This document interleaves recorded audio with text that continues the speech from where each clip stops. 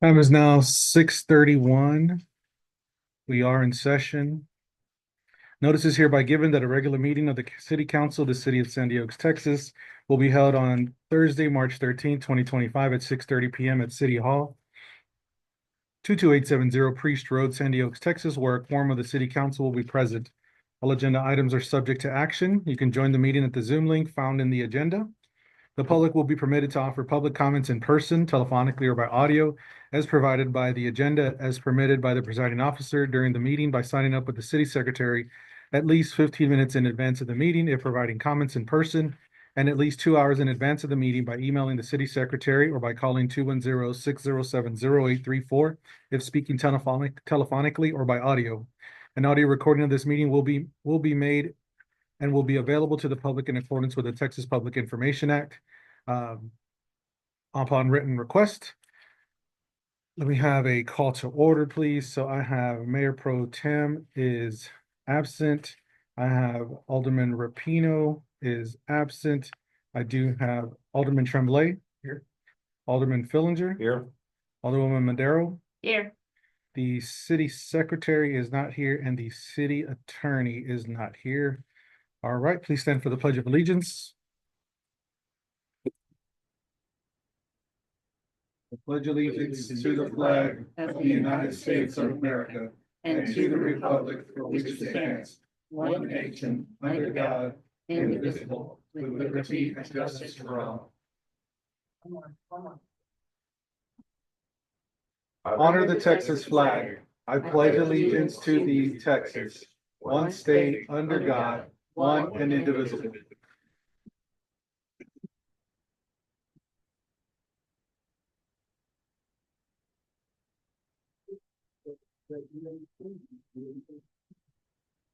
Chief, can you provide me the sign-in sheet, or you already have? Okay, thank you.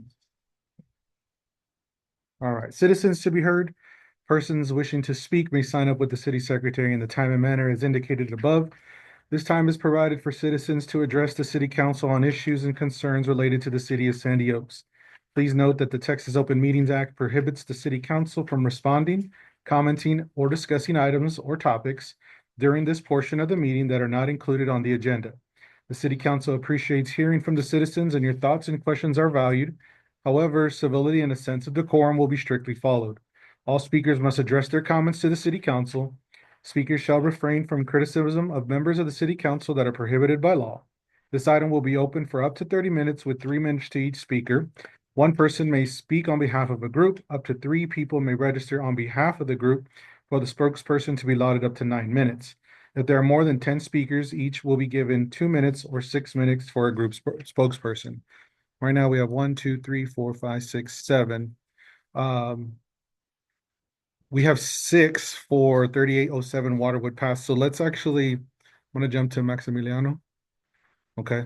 And then we'll start the 3807 Waterwood Pass. So it's now 6:34. Mr. Maximino? Yeah. You have 3 minutes, sir. Yes, rough. And if you want to help him, that's I okay. know. Yeah. Or in Espanol, and then the chief can No, translate. Yeah. Ok, lo que quiero es limpiar la propiedad. He's been cleaning it up, he got divorced, and the mail, he don't get it. And the property, he paid it off, 20 years ago? But now the neighbor probably wants to buy it or something like that, No, and no, he does, he's like abusing the neighbors, I mean, it's clean. no, no, I seen it. le echaron basura. Oh, yeah, they do some illegal dumping. Speak it on my. So he fenced it in, he's working on it, he started cleaning it up. And but he don't need a fine, he just needs some time to clean it up. And you go show the pictures. But I mean, he's been there like, what, 20, 30 years, right? You No, 20, yeah. And I mean, y'all don't wanna, quiero limpiar. I've seen worse properties, Well, but again, let's go ahead and address Copper Canyon without the translation, and then we'll Okay. figure it out from there. Go ahead. Puedes sentar, por No, no, yes, sir. Quiero limpiar la propiedad. Es todo, no, porque me echaron basura. Y es lo que quiero hacer. ¿Cuántos días que Menos de 20 días. So what he's saying is, and he had come to my office already, and so I know what he's trying to say is, and this is exactly what he said right now. He understands, he got the abatement letter. He knows that there's the trash, the trailers, the burn that happened, everything that's been happening.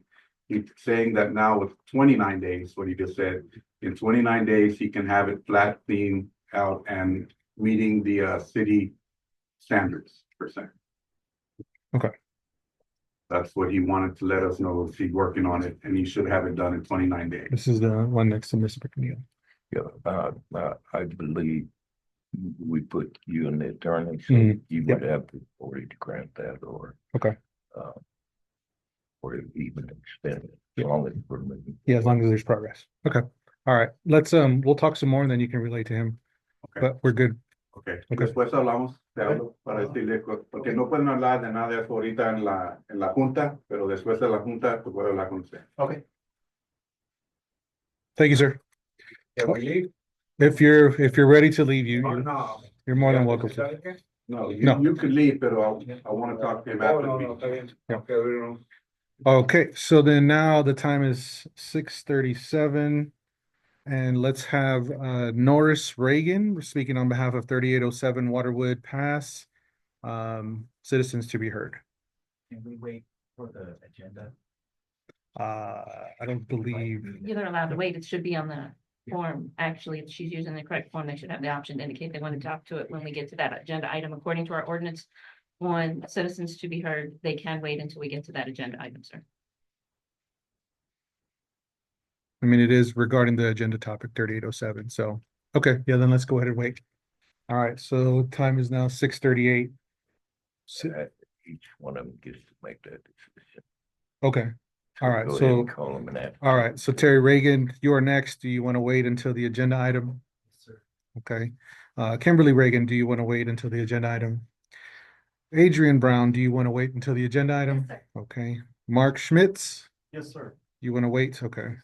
Julio Nunez, would you like to wait until the agenda item? Okay, all right. It's gonna be a long agenda item, guys. All right. Consent agenda items. All matters listed under the consent agenda are considered routine by the city council of the city of Sandy Oaks and will be enacted by one motion. There will not be separate discussion of these items.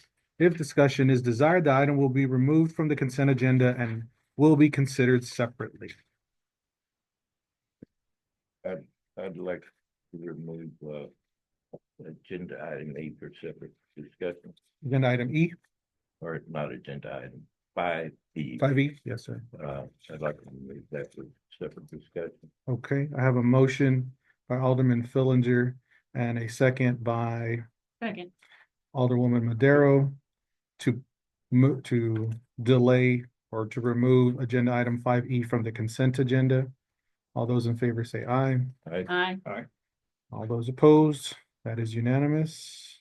All right, Sir, I move to approve the items 5A, B, C, and D on the consent agenda. second, let's have a motion by Alderwoman Madero and a second by Alderman Fillinger to approve consent agenda items 5A, B, C, D. All those in favor say aye. Aye. All those opposed? All right, that is unanimous. Yes, sir, what did you? could you just give us a short explanation? We didn't receive a copy of that invoice. What is that? Yep, so that's just a part of the Redbird Mountain invoice. So this is reimbursable through Bear County. Okay, Sorry, you should have had one, I'm sorry. the,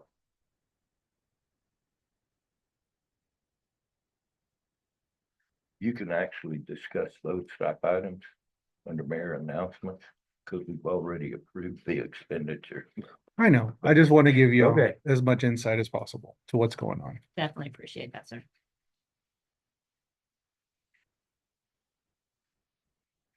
Okay, then, I move that we approve the agenda item 5B. I second. All right, I have a motion from Alderman Fillinger and a second from Alderwoman Madero to approve a consent agenda item 5E. All those in favor say aye. Aye. All those opposed? That's unanimous.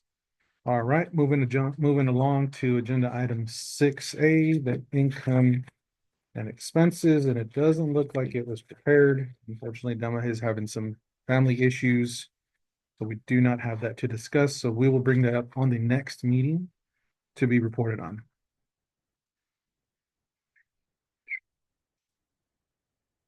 All right, moving on to agenda item 7, Public Works, updates and announcements from Public Works Director Priscilla Smith with possible discussion and or action. Ma'am, you have the floor. Thank you. Good evening, Mayor Council.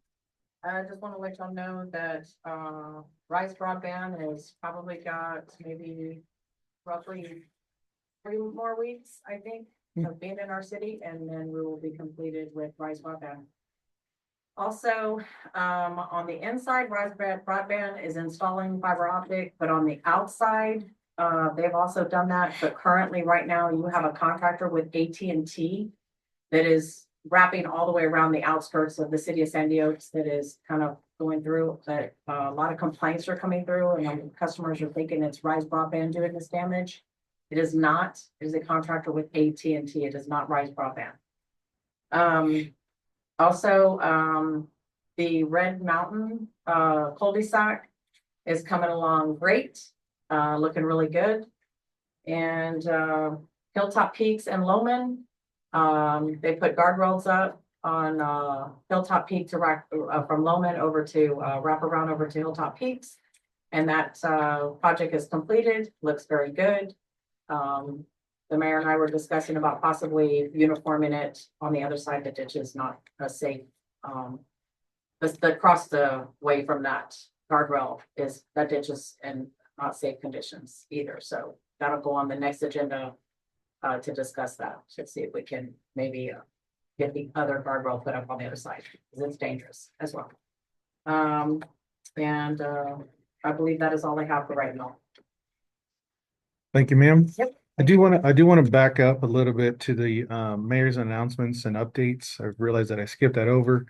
And I don't really want to talk about myself, but I do enjoy it. No, I'm just kidding. I do want to talk about last Tuesday. Last Tuesday, there was, as y'all may be aware, there was wildfires in the area, specifically across the highway at Duke Road, and then of course at Southton. Duke Road was evacuated, and Sandy Oaks was enabled as a shelter in place for those folks that were asked to leave their homes. I'll give you a bit of a timeline just so y'all can understand what happened, right? So about 1:45, I received a call from Bexar County. They asked if we could be a shelter, but they don't know for sure. I said, sure thing, just let me know. I said, we'll figure it out. Within an hour, they called me back and said, we'll be there in 20 minutes, and our first family's in tow. And so at that point, I got a hold of our Public Works Department. I got a hold of our community center volunteers, got a hold of our police chief. I sent an email to our councilman and let them know we're moving in. It's going to be a long night. About 3 o'clock, 3:30. That was about 4 o'clock. I think the first family rolled in. Fortunately, they had their own wheels, but we started to get more people that were just quite literally picked up off of the side of the road in front of their house and dropped, and they took right back off to Duke Road to pick up more people. So about 8 o'clock. So at that time, about 3:30, 4 o'clock, American Red Cross was there, Bexar County Emergency Management was there, community center volunteers were there, and I showed up about 4 o'clock. About 8 o'clock, 7:38, Bexar County said, we have a hard stop at 8:30. And we had a total of 8 families inside our building on that Tuesday evening. And they said, we have a hard stop at 8:30. We're packing up and we're going home. And I said, well, no, you're not. Because they said, can you help us drop people off to their homes? I said, well, before I do that, if you're going to leave at 8:30, I'm not going to close the building at 8:30. So me, the chief, and a constable took off to Duke Road and went to go assess the situation. And we weren't even allowed to get close. They turned us around and we came back. And I explained to Bexar County, I said, there ain't no way you're closing us down. We need people here. These folks don't have a place to go. About 9 o'clock, we got our first notice that somebody lost their home that was staying with us. And so they just started trickling in after that. The people that were with us, more and more lost their homes. About midnight, Bear County decided to, because there were some people that decided to, I'll just get my own hotel, I'll take off. There were some people that had friends or family pick them up. And there was about 3 families left over that Bear County decided to put into a hotel. At that point, about 11 o'clock, so just before that, about 11 o'clock, the remainder of American Red Cross showed up and lined the community center with cots and basically set it up overnight to be a shelter in case people were still removed and did not have a place to go. At that point, our police chief called one of our officers, our health, our mental health officer, stated patrolled all night. We did contact a chaplain because one of the persons was probably going to be upset when we let them know. We had staged EMS just in case he went through an experience. And I will say by 1 o'clock, all the families that were there were at least checked into a hotel. So quite a whirlwind of emotions, not only for the people that were kicked out, but for our staff. Right. So by my account, Charles, you correct me if I'm wrong. Is this the first time that we've been enabled as a Yeah. emergency shelter? So from my perspective, it was a long day. It was a long day. It was a lot of work, but to know that people were safe was ultimately the thing that we take home. And we're still working with them today. In fact, we still do have a cat housed internally that could not go with that family. And it's still an ongoing effort. So that being said, I'm working still with Bear County, so I know a lot of people have reached out and asked, what can we do for those folks?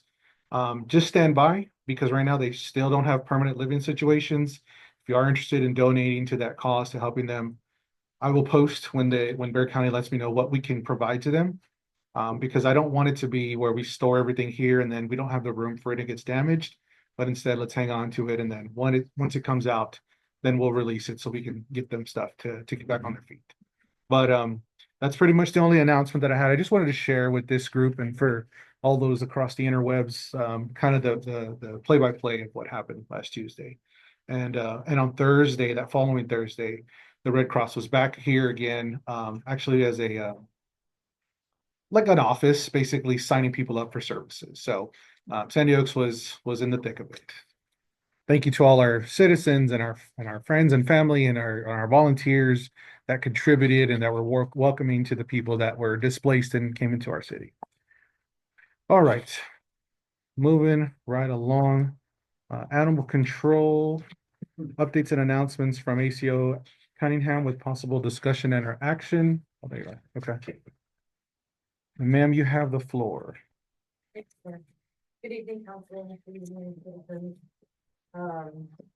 We have our monthly report here for the month of February. We had 12 total warnings. We had 3 citations. We had 3 referrals, 5 impounds, 1 impound with citation. We had 10 animals that we got calls for that we were unable to locate. We had 1 dead animal pickup, 1 no violation observed. We have 3 pending cases. And then we have 3 resolved prior to contact. The total new animals that were taken in for the month of February was 16. That is quite a bit of animals. It did include a couple litters of puppies. So we have a lot of puppies in the facility right now, if anyone's interested. The animals that we have in custody as of the 7th was 16. Dogs that were transferred to shelters, returned to owners, or adopted for the month of February was 17. So we did have quite a bit coming in and quite a bit coming out. Unfortunately, it was still, we brought in more than left, so we still have quite a high number. Dogs euthanized for the month of February. Unfortunately, we did have to euthanize 2 aggressive dogs. And dogs that came in for clinic, which is new. I haven't had a lot of people coming in for these resources, but we do have them. They came in and got their dogs microchipped. was 2 dogs, so that was pretty exciting, that we had some people coming in to use the resources that we. That is all I have for the.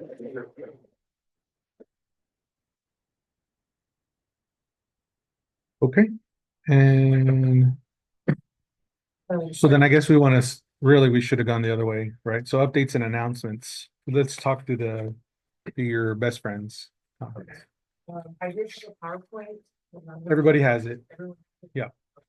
Um, So just kind of give us a recap. You know, again, we're not looking at the slides in a sense. okay. We have them, but just tell us about your experience, what y'all talked about. Both of y'all can talk about the different classes and So we went to a conference called the Best Friends National Conference. It was in Palm Springs, California.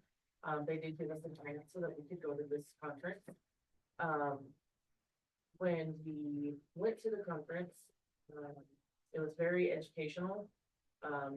They're all about saving as many dogs as that can be saved, and being no kill. So that's their ultimate goal, is no kill. There was a lot of things that pertain to animal control specifically. And a lot of people from around the country that did animal control, either city or rural. And that was, we had a lot of classes where we were able to go in, all sit down, talk, and discuss issues across the United States, which was very, very interesting. It gave us a lot of ways to brainstorm, have different ideas on how to help the dogs and cats that come into our facility and other animals. We learned about care for animals that are like neonatal kittens, trap and neuter release programs, and things like that. I was hoping that I could have the PowerPoint in front of me, but I don't really remember all of it. Yeah. I mean, you can use mine. You can use mine if you'd like. That helps. Fortunately, I didn't print it. Thank you.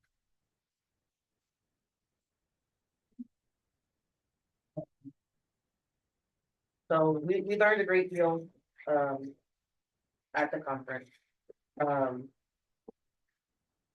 On my schedule, the first day, we had the opening ceremony. I went to a class called Funding Challenges. We did a Homeward Bound, which is all about getting animals back to their owners, which is a lot of animals here do have owners, we just can't find them. There was a class on how to get your animals into foster, keeping track of big dog intake and placement. A lot of dogs that we have are bigger dogs. There's a lot of pit bulls and German shepherds here, so those are harder to place.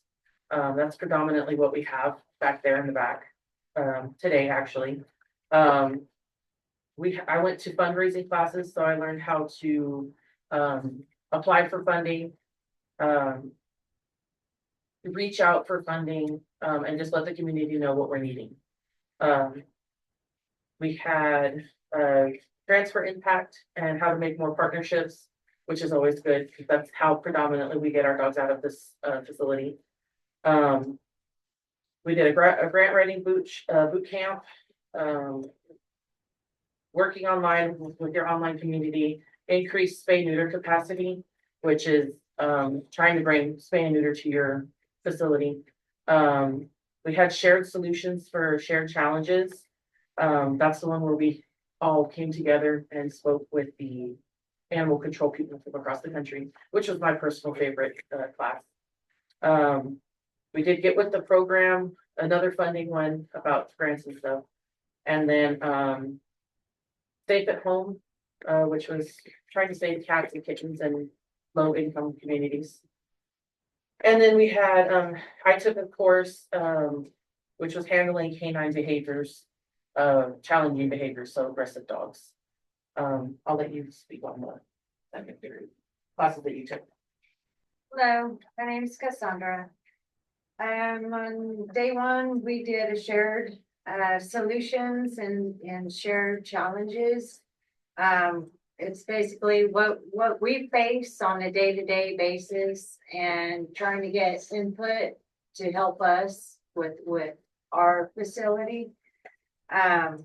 And I also did life saving in the face of crisis. It's basically on partnerships with other rescue teams. And, best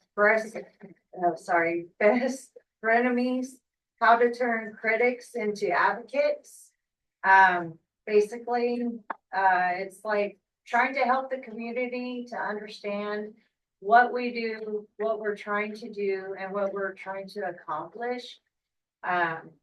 And help, and also asking the community to help us. We're here to help them, but also we need their help as well.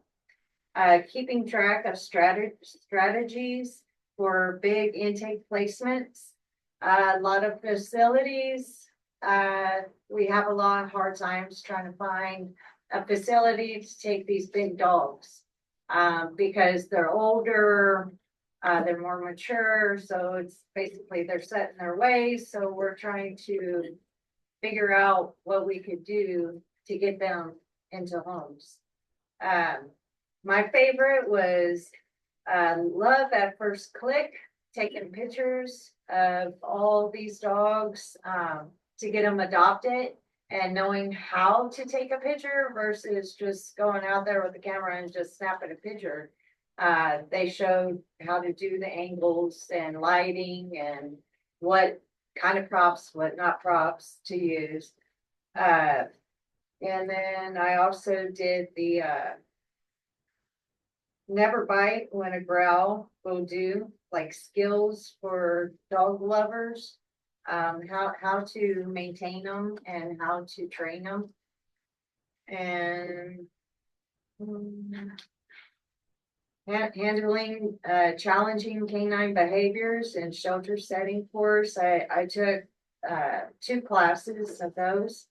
And because we deal with aggressive dogs, you know, it could be a weekly basis, daily basis.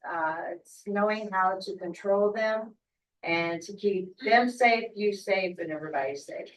And I really enjoyed that because we've had incident before and it scared me because I didn't know what to do. But I mean, those classes were very educational and very knowledgeable.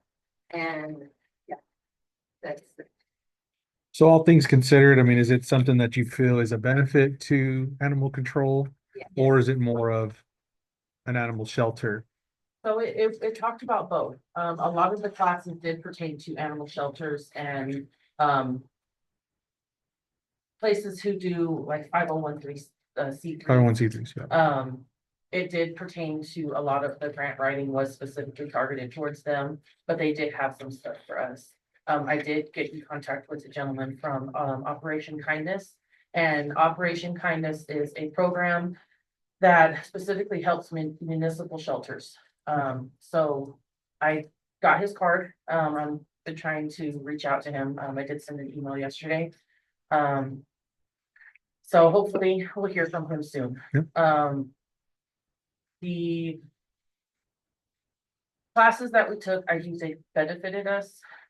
We did learn quite a bit of stuff, as far as reaching out, how to properly reach out to your community and let them know like, hey, we're here for you. These are the offer programs, Right. offer drive-through clinics, things like that people can have in their city that they need. Right, yeah. Those resources I've already seen an impact, and asking for funding, we've already gotten several donations. Of dog food, of leashes, of collars, of things that we use and we can give out to people who need them. Right. And actually Wilson County, their pet project brought us a bunch of food the other day, based off of y'all's reach outs. And, yeah, so I mean, I think it was just based on our one-on-one conversations. I think there's a lot to be learned. I think 501(c)(3) is the next thing, you know, Friends of Sandy Oaks Animal Control might be the next step so we can apply for these federally funded grants. Do y'all have any questions for our animal control? What's the one thing you would recommend for people to do to get their animals back quickly and safely? Number one thing that I would recommend is getting your pet microchipped. Thank you. Every single dog that we bring in here, every dog, it doesn't matter if they're here for 10 minutes or, 2 weeks. Every dog we bring in, we scan them for a microchip. The microchip has their information on it. It tells us where we can find the owner. What would you guess is your success rate from finding a microchip in their dog? Not very much. I'd say maybe 5% have their dog microchipped. Wouldn't it be a good idea for you to set up at the park when they're doing the vaccinations? Could you do that? They charge. They charge? They charge, so Yeah, they we, have it set up. Yeah, okay. I mean, We we- offer. but it we for- do offer it. For here, we can do it in office. It takes longer to fill out the paperwork, maybe 10-15 minutes. But it takes us about, we've got it done in 10 minutes. Yeah. 10 minutes to do the microchipping itself. We keep muzzles in our office so that people can bring their dogs in. We'll muzzle them. I have her hold them, we microchip them. And put it into the system and give the dogs back to Are you them. having any problems finding chips on the dogs you're bringing in? No, there is a specific way you have to do the scanner to catch the microchip. But we've actually found stolen dogs and returned them to their owners. So that's been really, really helpful. So if they have a microchip, you have a really good Yes, percentage of return. yes, sir. Almost, Good. I'd say almost 90%. The other 10%, they just don't have their dogs' information registered to themselves. It'll be registered to someone else, Or they have moved or they've moved. Yeah. and there's no way of contacting. Having a rabies tag as well. Every dog is required to have a rabies tag. Having a rabies tag, I'm able to contact the vet that gave that rabies tag. Once I contact that vet, the vet can contact the owner. Yeah. So that's very helpful. It's a good resource because when I got my dogs neutered, actually Penny Paws didn't give me like the license. So I contacted them and they sent it over to the clinic. So, I mean, yeah, there's a lot of transfer of information there. It's real beneficial. So, I mean, we would like to make sure that everyone's dogs stay where they are. And if they don't, if they're microchipped, we can get them back to them. There's a lot of dogs out there right now in our care that are actually, they belong to somebody. They're very good dogs.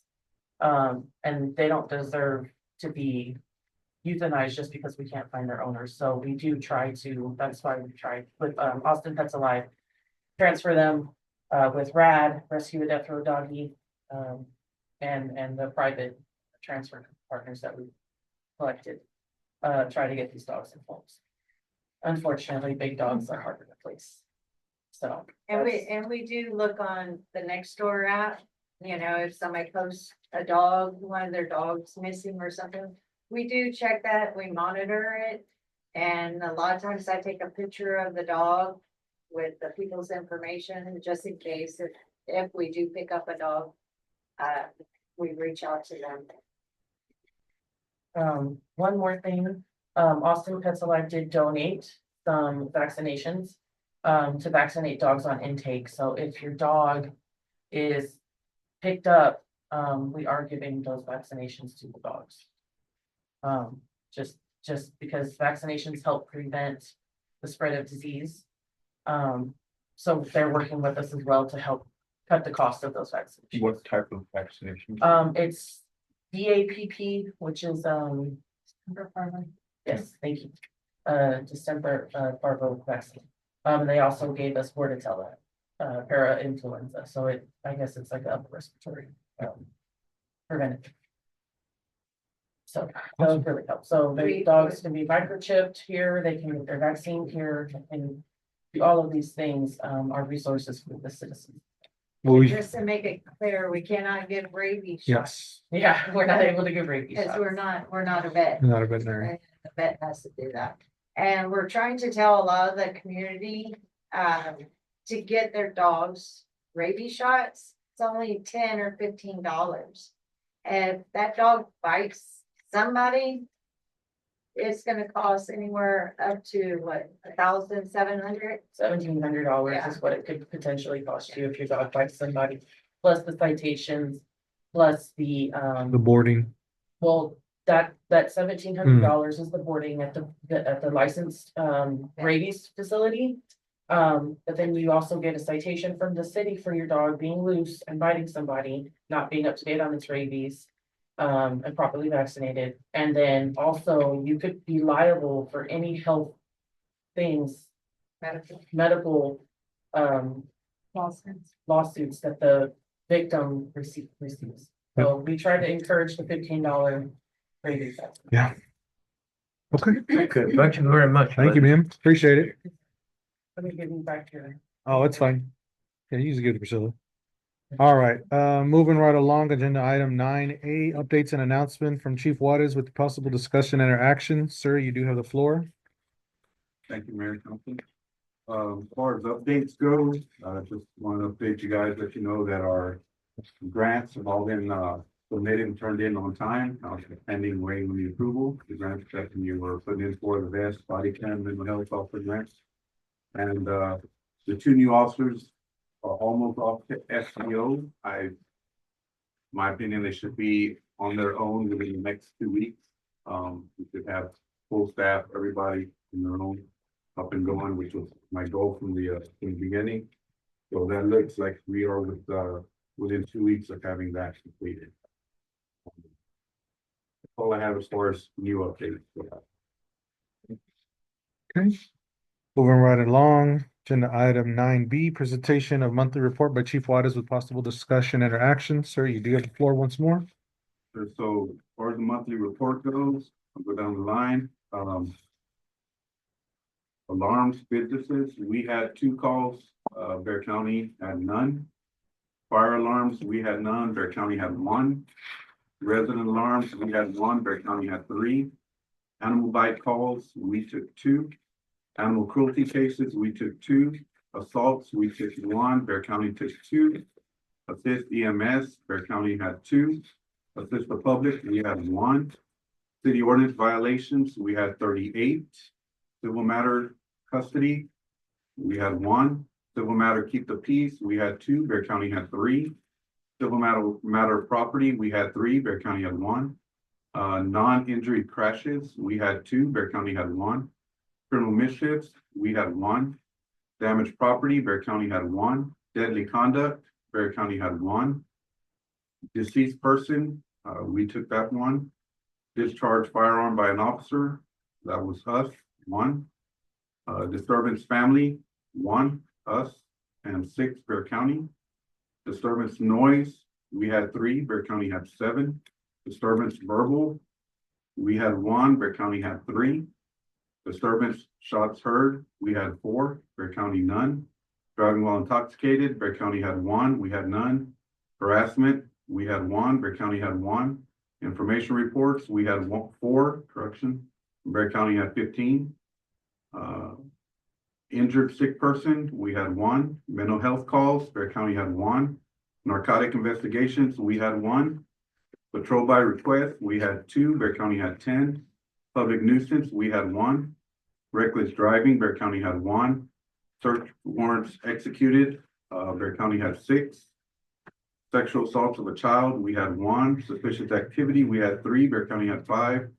Suspicious vehicle, Bear County had 2. Thefts, we had 3. Bear County had 2. Welfare checks, we had 2. Bear County 6. 911 hangups, we had 16. Bear County had 10.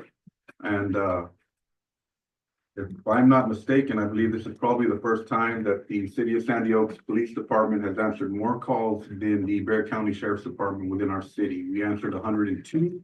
Bear County answered 93.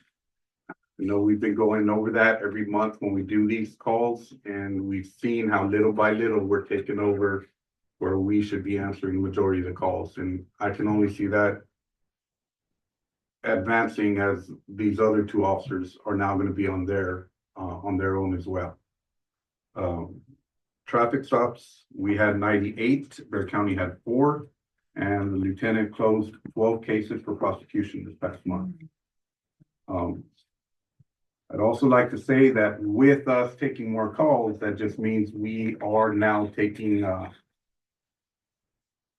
for example, right now, our officers we have three major cases that we're working on, one with the feds, one with the state, and one that I've called in, Bear County and San Antonio PD for assistance as well. So along with taking more cases, we're having more serious investigations going on as well. So you're gonna see an increase in that as we take on cases where we didn't see them before because other departments were handling them, right? So as we speak, like I said, we're doing three major cases, that I would consider very major cases, that we've requested assistance from the feds, the state, Bear County, and San Antonio PD. But that is my update. Deadly conduct. Maybe? Deadly conduct could be drive-by, it could be discharging the firearm in the vicinity of a residence or a vehicle with somebody in there. So you intentionally, knowingly, and willingly, it's not like if you shoot that you shoot firearm in the air and then the bullet falls down somewhere and it hits somebody, that wasn't deadly conduct, right? That was reckless discharge of a firearm. But if I intentionally shoot at you, but I don't hit you, that was deadly conduct because I intentionally, knowingly, and willingly did that. So Thank you, sir. that would be deadly conduct.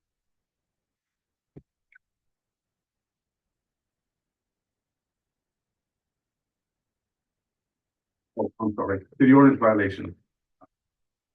So you guys had asked, an update, it was Mayor Pro Tem, I know she's not here, but a couple months ago, so we started keeping track of the city ordinance violations that we're issuing. There was 5 high grass violations, the accumulation of garbage, trash, brush, etc. There was 21 of those written. Loose canine, 1. Violation of a burn ban, 2. We had an ice cream truck in the city without a permit, 1. Junked vehicles, 7. And we had 1 RV trailer hooked up to utilities.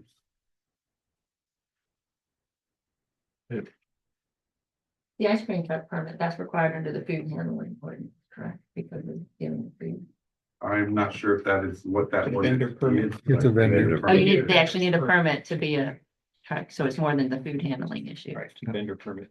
Vendor permit, there we go, vendor. Vendor permit, okay, thank you.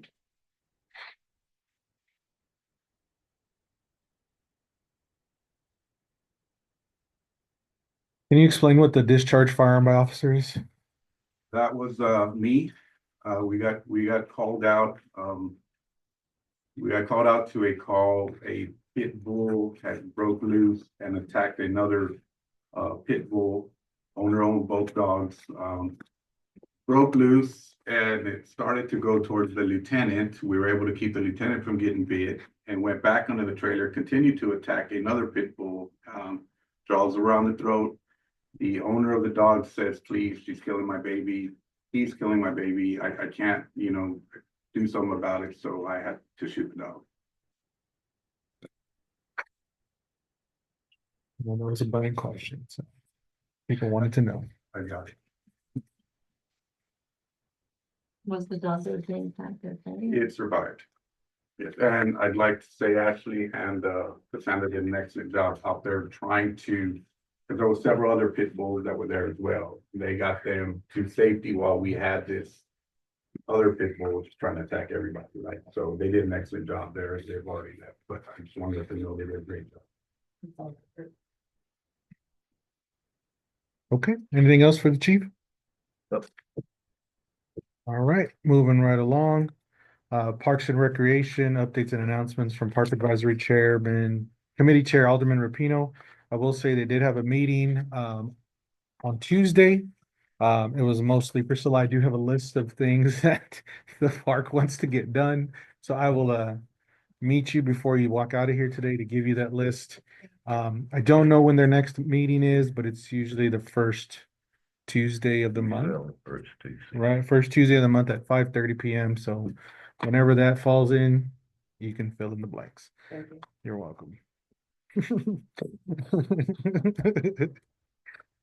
All right, moving right along. Agenda item old business 11A, discussing or possible action on amending the personnel policy. Alderman Fillinger and Mayor Pro Tem Alvarado. So just to fill you in, I did complete it. I did talk to ADP and it was just gonna be too much money. I said, let me just hunker down and work through this and make sure that everything's there that I thought was, we had all previously agreed on. There's a outline or a table of contents at the beginning. There's an acknowledgement page at the back. The sexual harassment policy is included in the document. The holidays are updated for 2025. I did include which it was actually included in the police department's tab here, but I did include the pay scale that is for the police department because it was previously in our employee manual, so I don't know if we should just motion to remove that or motion to update our pay scale. The pay scale that was, in the handout for the agenda for today, Mhm. I'd move that we pull that and we can bring that back to council as a separate agenda item for discussion. Okay, That's a motion. yep, I am getting that together. What page is that page scale? So the pay scale is, I don't know, let's look at the table of contents. Behind my, Page 41. Well, I take it back. Good. Let me see here.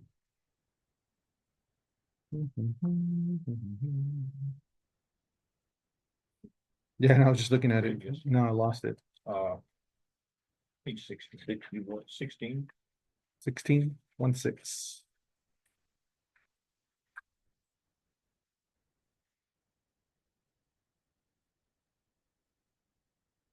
Oh, yeah, there's problems with that. Sorry. Yeah, and so like I said, the chief has come up with a new scale, but again, the motion by Alderman Tremblay is to not discuss the I'll pay second scale his for the motion. police, okay? And I have a second by by Alderwoman Madero to strike the pay scale for now. So Tremblay and Madero strike PD pay scale discussion. All those in favor say aye. Right, All those opposed, okay, we will not discuss the PD pay scale. And are there any other changes that were made in while you were creating table of contents and putting this together? Any other changes in No. the manual that, so we need to go through page by page? If that's the case, I'll pull this till the next Yeah, meeting as well. No. I think we need to decipher the whole manual. Yeah, there was a couple issues I had with the manual, I mean, do we want to talk to them so, or what do we want to do? well, I'm trying to find them in the new version because I had looked at the previous version that you had sent me. So, one is the consideration of application, which was on page 11 of the previous version, but I don't know where it's at in here Okay, when we're talking about hiring and selection. can I make a motion? I move we approve the format of this and bring it back up. let's make because what we've done here is just format the manual. And added the sexual harassment stuff too. No, but that was approved in a previous Previously. revision. It was. Oh, and that's what messed up the added. formatting. Yeah, Okay, because then I can cross-reference this with this document. so what we were doing under this agenda item is reformatting the manual and adding a table of contents and page numbers because the Yeah. manual never had pages. And an acknowledgement. When it was 12 pages, it was okay. Now it's 75 pages. We need page numbers. Copy, you sent me a page number. So Oh, way back then, but yeah, they were all screwy. Okay. Yeah. So again, you moved to, I moved that we not discuss the contents, but we moved to approve the format as it's being presented.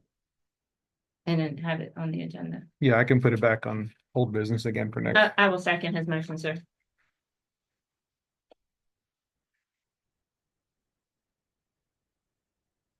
All right, I got a motion by Alderman Fillinger and a second by Alderwoman Madero to approve the format of the employee or the personnel policy manual. All those in favor say aye. Aye. All those opposed, that is unanimous. All right, so at least we got that done. And then I'll bring it back on the next agenda item. please keep this copy because it is 65 pages. I'm not going to print it out again. Yes, sir. Thank you. All right, agenda item 11B, discuss and possible action on ordinance number 2025-248, discussing regulations for the certificates of occupancy. This is a second reading. Let's see here. I did make the updates to the permit as discussed. And I did get a hold of our building inspector and they should be able to provide certificates of occupancy, like you were asking, who can do that for us. So I think we're right on the cusp. And actually, I got another email the other day from a person that needs a certificate of occupancy. So it's gonna keep coming more and more apparent. So Oh, we need to go in our community center. yeah, probably. So the cost for the certificate of occupancy inspection is listed in the application and not in the ordinance. Is that sufficient for the city secretary to update the master fee schedule?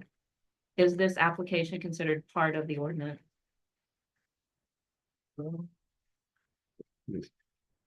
Okay, I'll do the ones.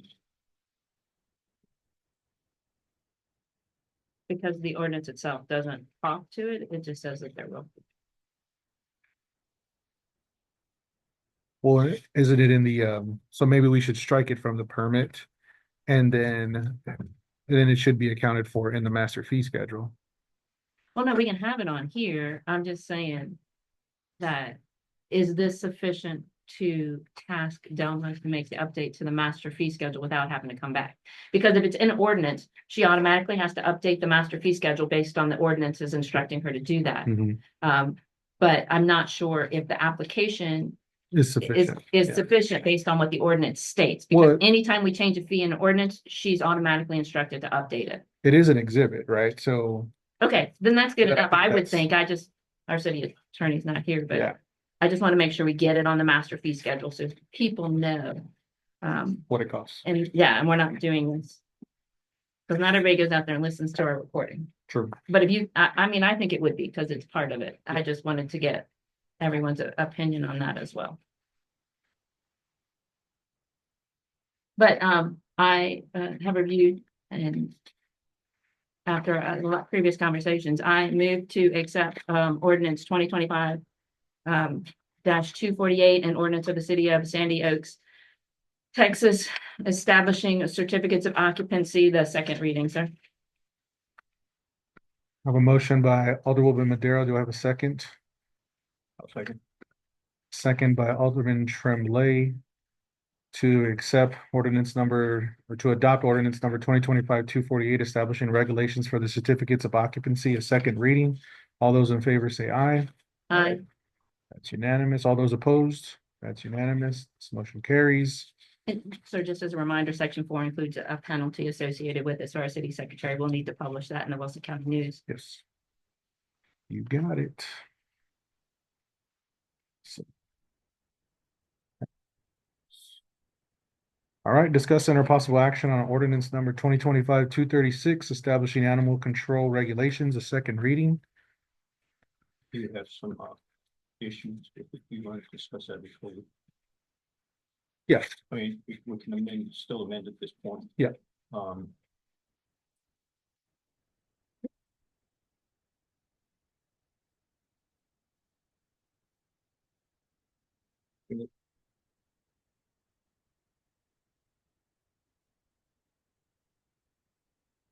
Either item 11, Section 11, sir, is that what you just said? no, hang on just a second. I know it's a rather large document. Mhm. Did it change from the initial one I had? So I'm not sure where it is. Which section are you looking for? I'm looking at prohibited actions.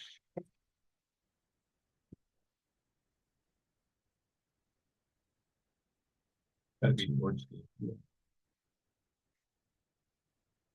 Yeah, it'd be, it's now section 17. Those are the penalties, no, it's not that. Just prohibitions.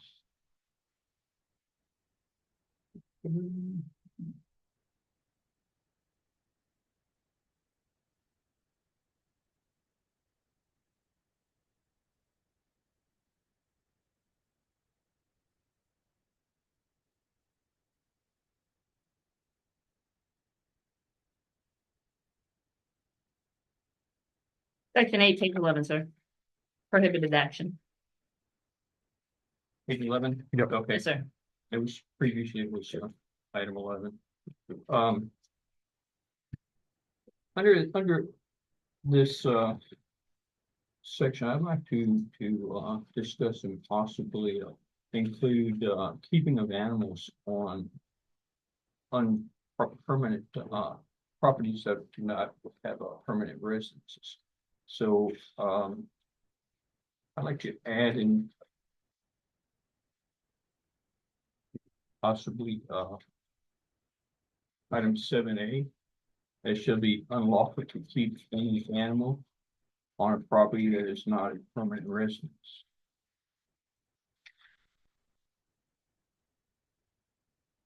So there's nothing there to address that. Oh, so just under section 8, so section. So we're in section 8A, add an item 7. Item Right. 7. And it would be it shall be unlawful to keep any animal, which shall be good define, animal is defined in the Mhm. first section, so it would be unlawful to keep any animal on a property that is not a permanent residence. But what if, well, I guess we don't have that problem because we don't allow cows or goats or anything like Well, that. at one point, Actually, we on do. Oh, yeah, On Priest they Road, do. at one point, we had there was a individual that kept a horse there. But it was just a travel trailer. There was no residence there. Now I used to jog Priest Road. I'd see that animal there. Every time I go by there, he'd come running up to the fence. Like I'd bring him an apple every now and then. 'Cause I didn't know when they were coming to check on that animal.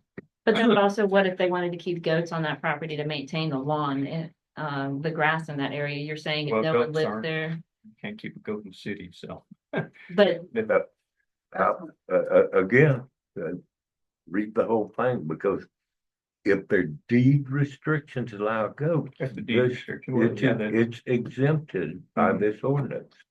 So, yes, there are properties on Priest Road where they can have a horse or a cow, or goat, or sheep, because their deeds allow that.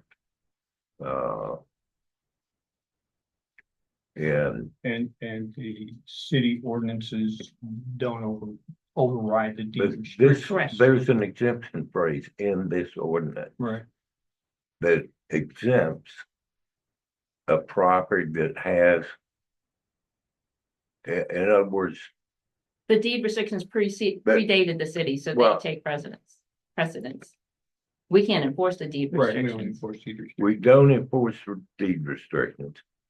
And but all I'm saying is there's an exemption in this ordinance that if your property deed allows livestock, you're exempted from that portion of this ordinance. Now, So then. if you want to address that, then we need to go in and remove that exemption. Because we don't have to recognize these restrictions, the deed. It's not a deed restriction, what is covenants and Grandma law.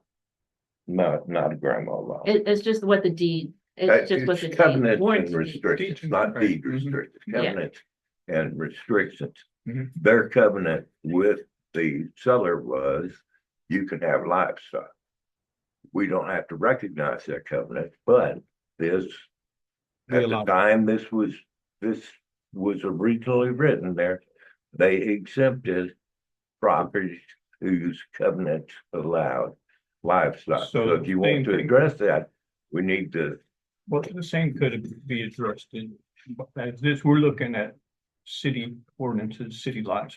We recognize that, on the acreage lots, that they Mhm. are allowed to have livestock. Well, We- let's call a timeout. Can I get a motion just so we can see if this is even gonna be a discussion, right? Is that Robert's rules? He makes a motion, if we get should it. move to add that sentence, I think we Right. did. No, we just started discussing it. Mhm. Okay, so do you want to make that as a motion? Yes, Okay, so I have a motion by Alderman Tremblay to add an item, line 7, under section 8A to, can you recap it for me?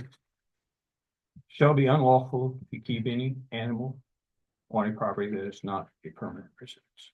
To make it unlawful to keep an animal on a property that is, Not a permanent. that is not a residence. permanent residence. I have a motion by Alderman Tremblay. Can I get a second? I'll second it so we can discuss. I have a second by Mayor, I keep doing it, Alderwoman Madero. All right, so now let's continue, just so that way it's on the record. Okay, I'd like to address that. I oppose your motion because it conflicts with another portion of the ordinance. If we want to do that, we need to go in and look at the exemption section of the ordinance and remove that exemption. And I think we should talk to the city attorney too, to make sure that we're not violating any of the deeds, because the deeds predate us as a city. But even if we added it in there and we invite, and we have this clause in there, as you mentioned, Alderman Fillinger, then it would only be applicable to the properties that don't have the deed restriction. No, that's not true, That's not true. Okay. because it would be applicable to everybody. Everybody has. But I'm just saying the folks that are allowed to have livestock, maybe they want to have a cow, Yeah. a horse, a goat, some sort of livestock. I understand. I and understood it as And the deed Right. restriction would allow them to, it would No, supersede no. this. Okay. That's the concern, because there's folks, so I'd just like to understand more about why you don't think livestock should be allowed. I could see not having a dog. I don't think it's or livestock. cat. Maybe it is. No, I'm not talking about livestock. If it, yeah. Right. Within Because we reason. don't allow livestock within the city as it is. If they have acreage, the big lots on Priest Road specifically. That's not an issue. They've never been an issue. They're allowed to have livestock because of the size of their tracts. Size of their. It's the they have smaller acreage. properties. Mhm. so you're saying inside the city. Yeah. That They're not living there, but there's a dog or a cat Okay. or a chicken. And they don't live there. And so that person has to come ever so often to give it food and water. He doesn't want that, right? Is that Correct. basically? That's the concern is you have animals that are left on lots and then they're not feeding them, other people are feeding them. that animal's abandoned. Then it and should be written up as neglect. That, It could be, if it's a vacant lot, and the defense. and it's law is not mine. next, It's the guy, my lot, but those aren't my animals. if I own two lots. Mhm. Okay, I live on this lot and I have a vacant lot next to me. I own both of them. I'll damn well be able to raise Yeah, I chickens don't think on that I don't second think that's lot. the issue. You're right. Okay, but if there's not a house there, there's not a person there, and you've locked an animal in there, that's abandonment by the terms of this ordinance. And that's what should be addressed, is the abandonment. Abandonment, neglect, those kind of issues I think are already addressed. That's in But- there already. Mhm. Yeah, and if that, and that's your concern, then I think it's already addressed in the ordinance. And we have dealt exactly with that before. Can I get a witness? Yeah, but I think we should allow the example like he gave, someone with two lots wants to keep one. Or maybe they just have a dog that's a watchdog that they leave there overnight. Why? Because they're building stuff there. Yep. I mean, there's different scenarios to just ban all animals on a lot that doesn't have a home. I think is too restrictive. Well, I don't think it's necessary because, Yeah. as I say, if they're leaving the dog there abandoned, then let's charge them with abandon. If they manage to slip over into animal cruelty, I said, let's charge them with the animal cruelty. All right, But I withdraw the motion. Okay. All right, the motion was withdrawn to add section 7 to 8A. Do I need a motion to withdraw the motion? No, I don't think so. No, you can just, no, once it's been presented to the floor, I guess withdraw. you can just withdraw it. Okay, so no motion. Okay. we'll, You can also just do a vote on it and we can say no. actually, after a second, we have to have. Yeah, once you Okay. present it to the floor, it's on the floor. He doesn't own it anymore. The Okay, floor so owns let's it. take them, let's You can take, either take a vote on the motion itself or you take a vote to withdraw the motion. I think proper terms is to take a vote on the motion itself. Okay, well, I'm gonna make a motion to what?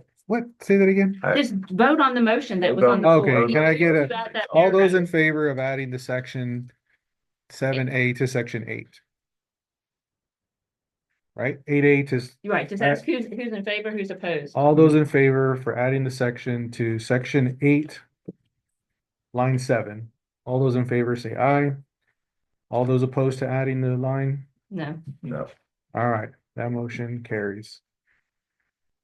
Any other discussion on agenda item eleven I C? gotta go double check Robert's rule of order, but I think you are correct.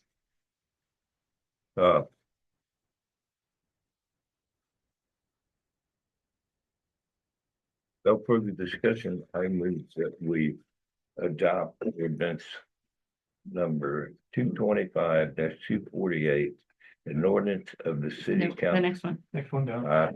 236. We need dividers here. Hmm, oh, gosh. You can use this one. Yes. No, I can't find it. It's in there with like everything else.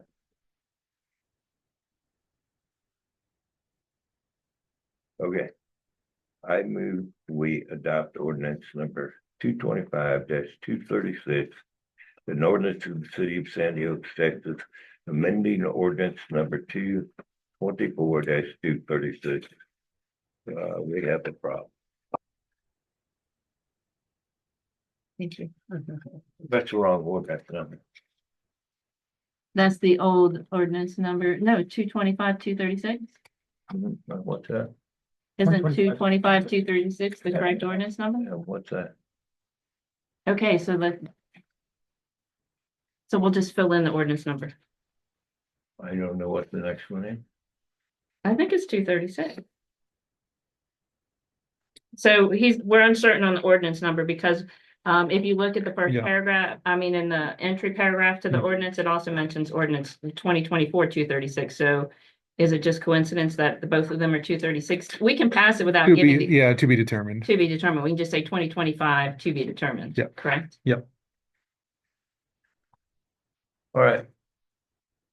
I move that we adopt the currently discussed ordinance with the ordinance number to be determined. An ordinance of the city of Sandy Oaks establishing animal control regulations. Providing severability clause, providing for a penalty for violations hereof, providing for an effective date and providing for publication. I second that, sir. All right, I have a motion by Alderman Fillinger and a second by Alderwoman Madero to adopt the currently discussed animal control regulations, providing a severability clause, providing for a penalty for violations hereof, providing for an effective date, and providing for a publication with a ordinance number to be confirmed. All those in favor say aye. Aye. All right. All those opposed, that's unanimous. The motion carries. Let's moving on to agenda item 12A.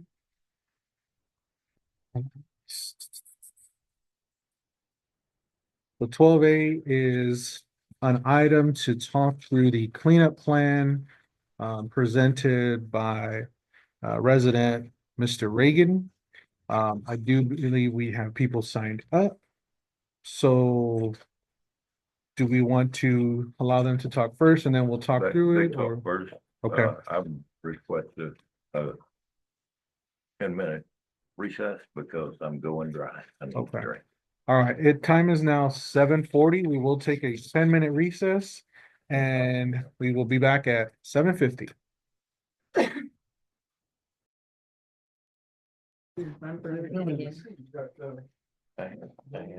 All right, guys, the time is now 7:51. We are back in session.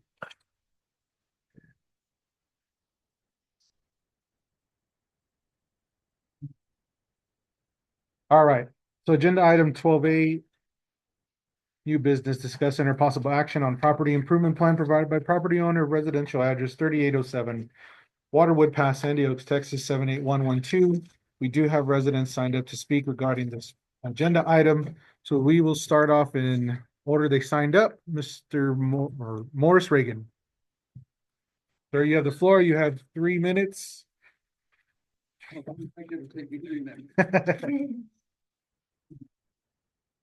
President here, but I bought the property that was in my family's name. And I bought it a long time ago. I bought it when the sales office was across 37 Okay. and 1401. This place didn't exist. In fact, it was near the second house on the road going in, and they still had a place for a guard, but they never used it. I gotcha. And it went in across streets. And there's a proposed swimming pool to be built further down.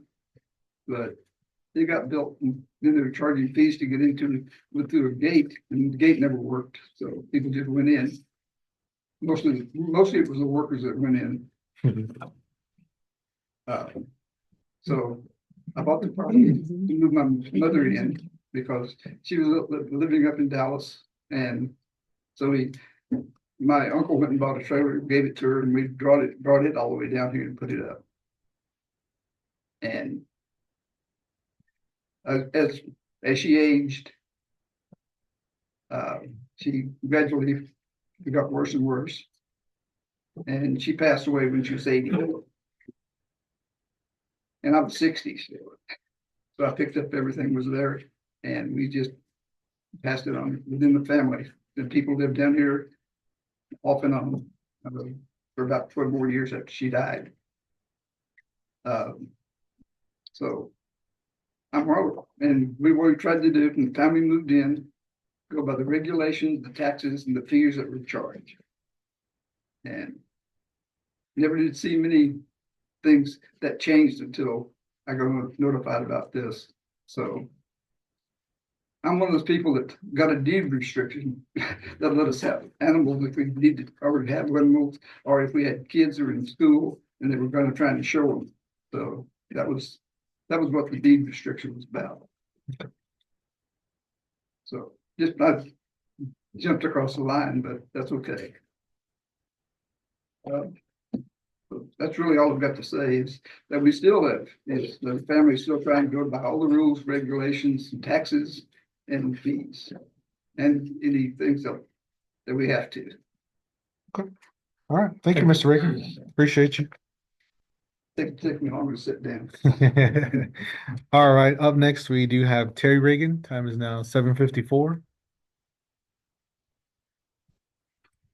Thank you for the opportunity to speak to the council. I'm the third generation property owner, as my dad mentioned, in this community. My cousin served with the volunteer fire department. We have always been financially responsible regarding the property. I have an established history of relationships with several of my neighbors and helping each other out in many ways. Besides myself, the next most negatively impacted by the fire were my immediate neighbors, one of which is here today and it's going to speak. They signed a petition proving their support and understanding during this tragedy. Not only do they not consider this a public nuisance, but there is also no need for the approach that the city has taken against me. The petition I am now giving to you, that I've already given it to you, was given to the city council in December with no response. During any project, there's always a planning of some kind. I have been dealing with this tragedy in many ways. In many ways, not seen since the fire, and I attest I have not been negligent in this matter. The city council has my phone number in the city database. I have not been contacted in any way regarding concerns about my burned home, nor anyone tried to help me in any way. I am sick. I am not in any way.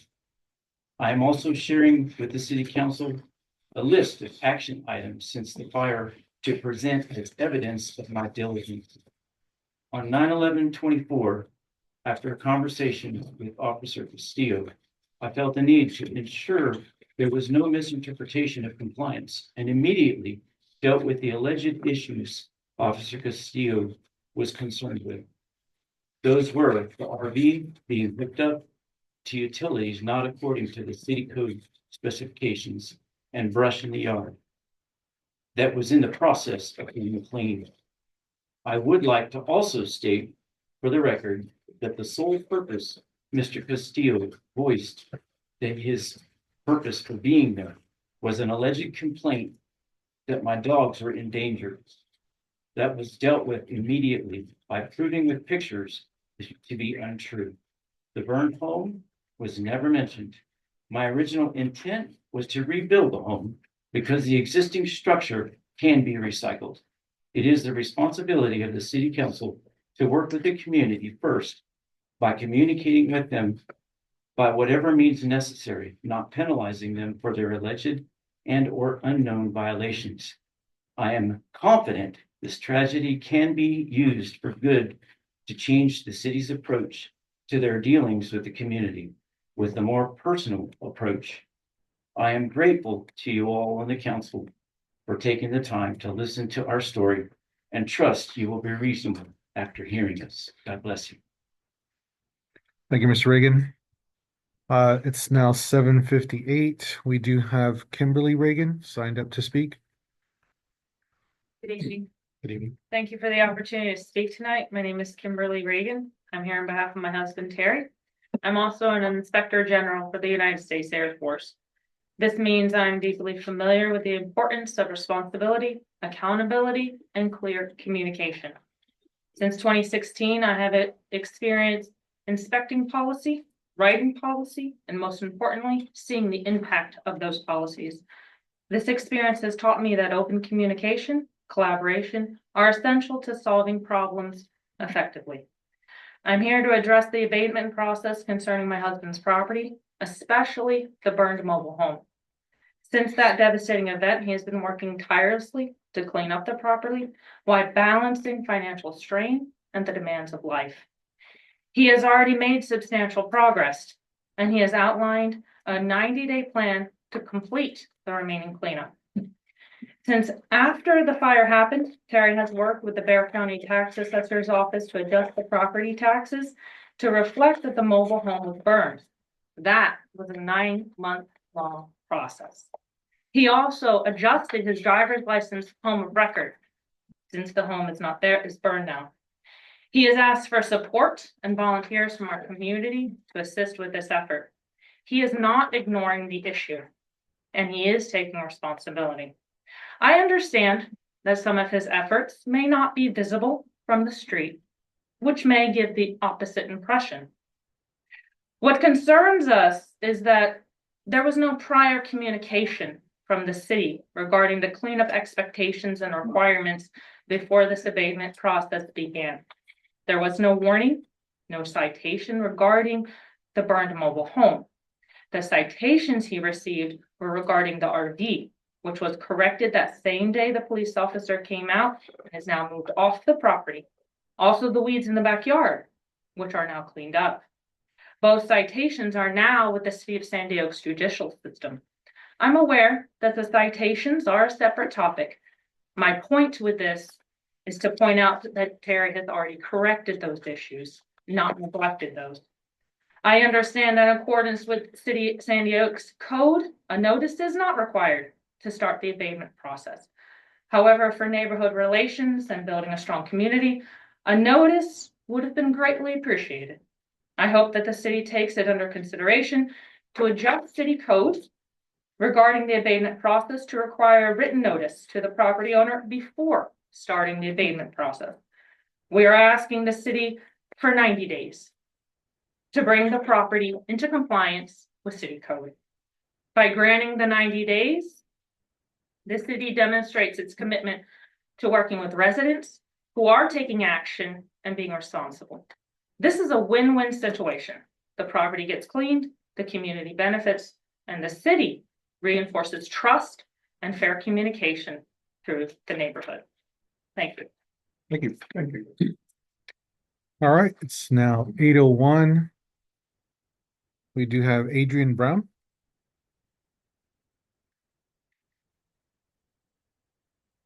Howdy go. Thank you so much for letting me be here to talk on behalf of my friend Terry Reagan. I'm a, at very least, third generation Texan, daughter of a property owner, hopeful inheritor of his property. My family helped find the town of Waring, Texas, parts of Bernie and surrounding areas. So I know a lot about these surrounding areas of Texas. I'm really here today just to talk about Terry and his relationship with my family. My dad and I have known him since, I believe it was 2010 or 2011. We met him at a church gathering, got to know him and his family. And then eventually my now husband, then fiance, started helping and working with his children. He tutored his children for quite a few years. So we've developed quite a relationship over the last, goodness, 10 plus years. Terry has always been one to come whenever anybody needs help. In fact, the year my father died, 2023, not our air conditioner, but our well water went out. Pretty much what happened is there was a break in the line somewhere on our part of the property that, of course, the city was not going to do anything with. He came all the way out from here just to come help us fix our problem at night. I believe it was like 9 or 10 o'clock at night for that matter. That's Terry's character. He's always trying to do right, try to do the best for his community and his fellow community members and friends and family. So many times he's bent over backwards, opening his home for fellowship and, learning. Animal husbandry is a huge thing with Terry. He has taught me so much about chickens, and I am learning about goats and dogs, even though I'm not really a dog person, but cats and all animals.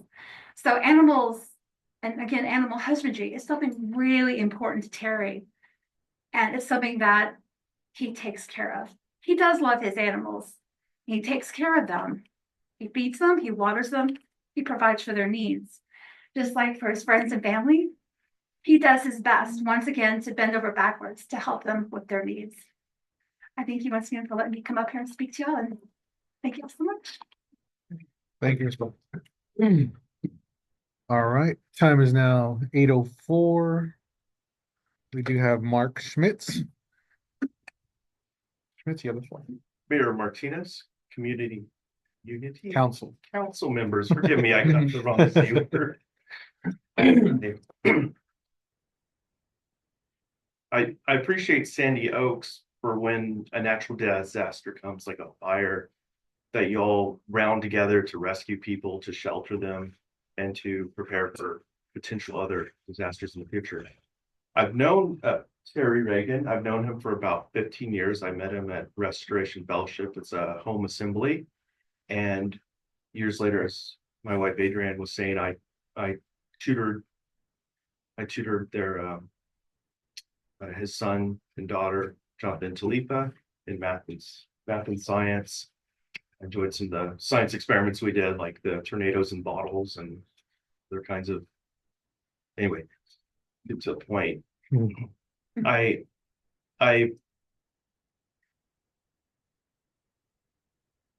lost my track of my memory, but I'm also helping Terry with the decluttering of the property. I'm one of the people coming out there and helping him. Thank you, Mayor, council members. Very good. Thank you, Mr. Schmitz. All right, and time is now 8:06. We do have Julio Nunez. Mr. Nunez, you have the floor. You're fine. Well, hello, everybody. I live right across from Terry. I've been here in the neighborhood since 2007. And he's been a great neighbor. He has helped me a lot. When I go to Mexico, and he takes care of my lot and watch anybody who gets in there and stuff.